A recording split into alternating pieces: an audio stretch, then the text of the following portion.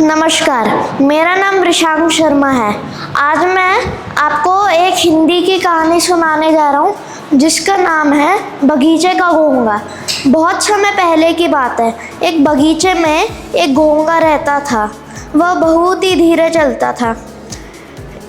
इतने समय तक बगीचे में रहने के कारण घोंगे को बगीचे का कोना कोना पता चल गया था और उसे बगीचे के एक छोर से पूरे दूसरे छोर तक जाने में पूरे 2 दिन लगते थे, क्योंकि वह बहुत धीरे चलता था। एक दिन वह एक पत्थर पे जा रहा था। फिर उसे बगीचे की दीवार पे एक छोटा सा छेद मिला। छेद को देखते ही उसे ख्याल आया कि बाहर क्या हो सकता है।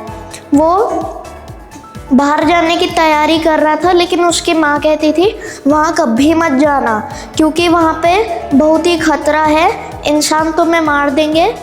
फिर घोंगा कुछ दिन और सोचता रहा।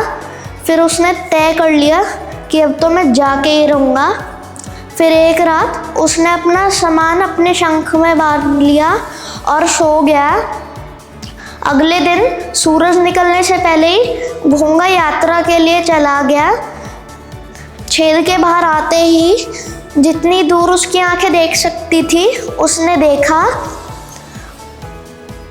देखा कि सामने बहुत ही लंबा चौड़ा और बड़ा मैदान है।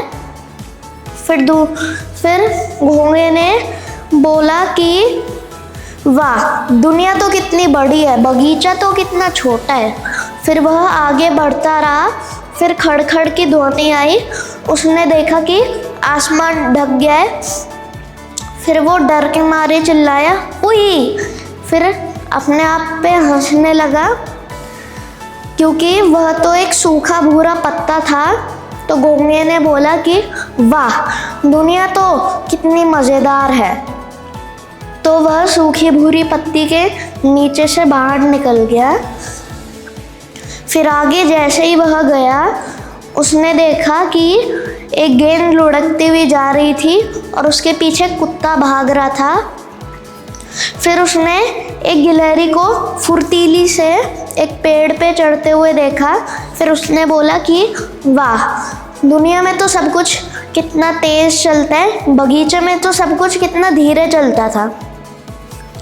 अब तक तो उसने छोटे पेड़ या पौधे देखे थे, लेकिन इस वक्त उसने ऐसी चीज़ देखी जिससे कि उसका सर चकरा गया। उसने एक बहुत लंबा खजूर का पेड़ देखा जो कि ऊंचे आसमान तक जाता था।